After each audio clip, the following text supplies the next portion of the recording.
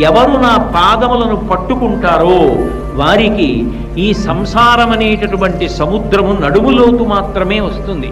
వాళ్ళు ఈ సంసారమన్న సముద్రంలో మునిగిపోయి మళ్ళీ పుట్టి మళ్ళీ చచ్చి జనన మరణ చక్రమునందు అదే పనిగా తిరగవలసినటువంటి అగత్యము నుండి విడుదల పొందుతారని చెప్పడానికి వామహస్తంబు కటిభాగమున నుంచి చూపరులకు సంకేతించుచుండ, అలా ఉండమని ఎవరూ చెప్పలేదని, విగ్రహం కాదు, సాక్షాత్తు స్వామి ఇలా పెట్టి చూపిస్తున్నాడు. పైగా ఇలా పెడితే ఏదైనా నేను ఇస్తాను, బెంగపెట్టుకోవద్దని.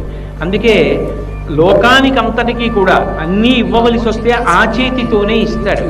అందుకే అభిషేకం చేసినప్పుడు ఆ చేతి మించి పడిన పదార్థాన్ని పట్టి తీర్థంగా ఇస్తూ ఉంటారు.